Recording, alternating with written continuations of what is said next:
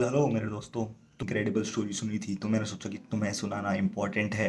महान योद्धा जिसने भाई बहुत सारी जंगें जीती थी, लोगों के बीचों से अपने रियासत में जा रहा था। प्रॉब्लम क्या हुई कि बीच रास्ते में उसको भाई रोक लिया गया एक साधु के द्वारा। साधु ने पूछा कि तुम कहाँ जा रहे हो। तो हमारे योद्धा ने बोला कि मैं जा रहा हूँ अपने घर पर।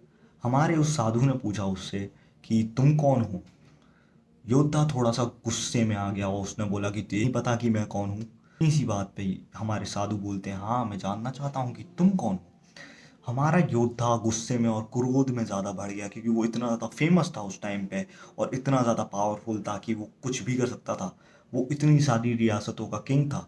तो हमारे साधु ने फिर से उससे पूछा कि तुम कौन हो। हमारा योद्धा भाई इतना ज़्यादा किलस गया इस बात से, तो वो बोलता है मैं ये हूँ, मैं इतना बड़ा राजा हूँ, मैंने इतनी जंगें जीती हैं। तब भी साधु रुका नहीं और एक ही चीज पूछने लग गया, तुम कौन हो। मैंने तुम्हारे बारे में नहीं पूछा, तुम्हारा नाम नहीं पूछा, तुम्हारा तुम्हारा डिस्क्रिप्शन नहीं पूछा कि तुमने क्या किया है। मैंने पूछा है कि तुम कौन हो।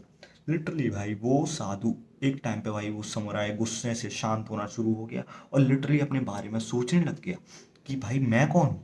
यस, वो इतना ज़्यादा कंफ्यूज हो गया कि सच बताओ तो मैं हूँ कौन।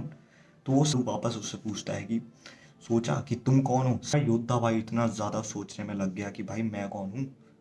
मैंने जंगें जीती हैं, मैंने इतना सारा धन जमा करा है अपनी रियासत के लिए, इतने सारे रूल्स बनाए हैं, इतना सब कुछ किया है, बट मैं हूँ कौन। वो अपनी ही आइडेंटिटी को भूलना शुरू हो गया। वो समझने लग गया कि वो कौन है। एंड में बताऊं कि उस समुराई के साथ क्या हुआ। What I exactly want to tell you कि आप जब भी सोचते हो कि भाई मैं कौन हूँ, हम हमेशा सोचते रहते हैं कि हम तो बस सोशल ग्रुप्स के अंदर जाते हैं, मैं तो भाई सबसे फनी आदमी हूँ, ये तो सबसे बोरिंग आदमी है, ये तो बहुत ही बेहतरीन आदमी है। पर ने कभी सोचा कि तुम कौन हो।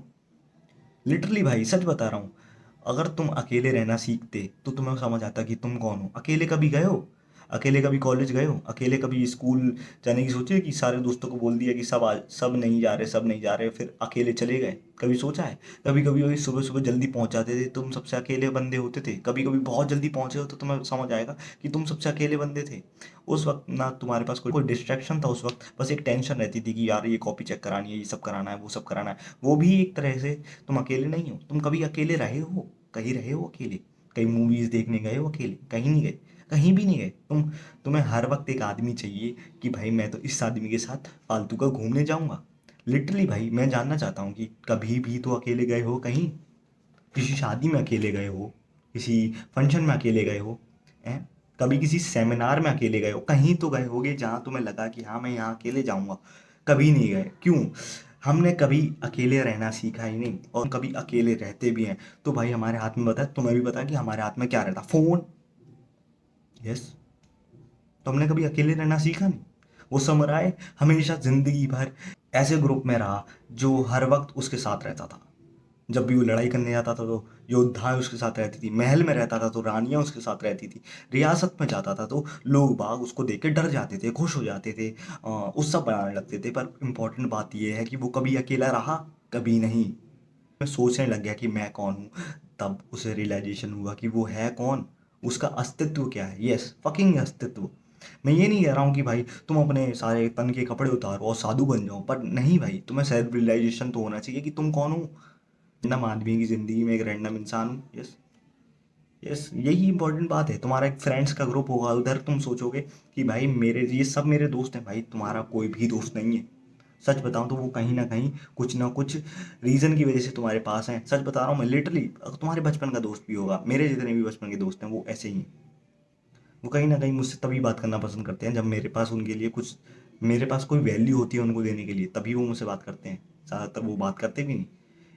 डिसरिस्पेक्ट कर रहे हैं, तुम्हें सिखाने की कोशिश कर रहे हैं, तुम तो गधे हो। तुमने क्या किया अपनी ज़िंदगी में, कुछ नहीं किया। ना तुम अपने आप को जान पाए, ना तुमने सोच पाए। बट ये नहीं है कि ये हारने का पॉइंट है, this is not a fucking point. कभी तो अकेले रहो, कभी तो अकेले रहो। स्टोरी का एंड में बता देता हूँ। स्टोरी के एंड में भाई हमारे समुराई को रियलाइजेशन हो गया कि वो कौन है और अपनी रियासत वापस चला गया। उसने कुछ छोड़ा नहीं, उसने कुछ त्यागा नहीं। इंपॉर्टेंट ये था कि उसको पता चल गया कि वो कौन है। ऐसा कंटेंट बनाने के लिए थोड़ी सी मेहनत लगती है, सोचने में, लिखने में। और ये समुराई वाली स्टोरी सच में फेक थी, इसमें कुछ भी रियल नहीं है। ये मैंने किसी से नहीं सुनी, इम्पोर्टेंट ये था कि तुम्हें बताना था कि भाई तुम कौन हो। Find your self. डोंट हर वक्त बस एक्सक्यूज़ बनाने का शौक है कि भाई हम तो ये कर लेंगे, हम तो वो कर लेंगे। इंपॉर्टेंट भाई है तुम कर क्या लोगे। एंड अगर तुम्हें ये चीज़ समझ आने लग गई है तो भाई बहुत बढ़िया बात है, अपना एक अस्तित्व बनाओ।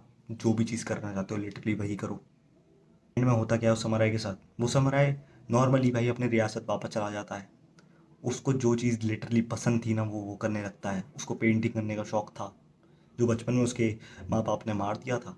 तो वो क्या करता है, नॉर्मली भाई पेंटिंग करता है।